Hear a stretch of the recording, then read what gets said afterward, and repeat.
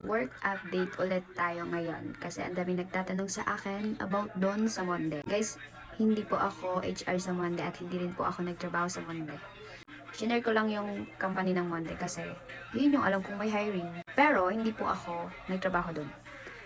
Yung kapatid ko, galing siya doon. Na-end contract, na-finish contract siya doon.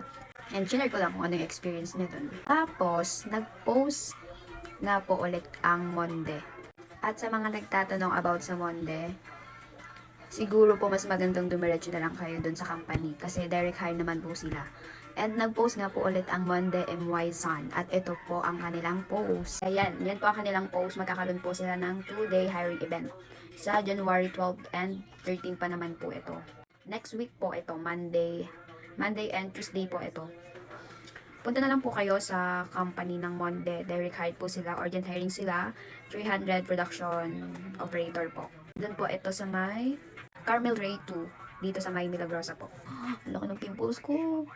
Kitang-kita nyo. And ang starting daily salary po nila for production operator po is 618. Medyo lamang po siya sa normal rate po dito sa Laguna. Kasi ang rate po dito ay 600. At ang rate po dyan ay 618. And 8 hours lang po yun. And may bayad din po dyan ang break time. Tapos po, OT-OT sila dyan. Siguro medyo malaki yung OT nila dyan.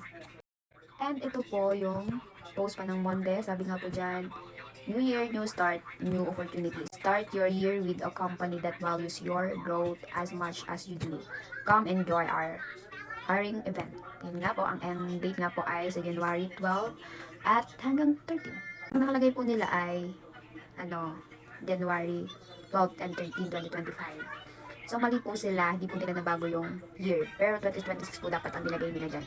So namali po sila ng year, akala hindi sila makamove on sa 2025. Dapat 2026 yan. Kasi 3 days ago, parang nila napopost. Basta 2026 yan, hayaan nyo na. Tapos po, din nga po ito sa may Carmel Ray Industrial Park, Part 2. Din po yung sa barangay Punta Calamba City, Laguna. Dito nga po yung sa may Milagrosa. So, pag pupunta po kayo dyan, ay syempre magdadala kayo ng resume. Hindi pwedeng walang resume. Huwag kayong gagaya dun sa nakasabay ko dati. Wala siyang dalang resume. Tapos po, magdala kayo ng black ball pen. And yung valid ID po kapag papasok na kayo dun sa Carmel Ray. Sabihin nyo lang po mag-aplikante kayo. Kailangan valid ID po. Kasi may guard po dun mag-aabang sa may gate. Bigyan nyo lang po. Sabihin nyo lang po aplikante kayo. Tapos pakita nyo lang po yung valid ID.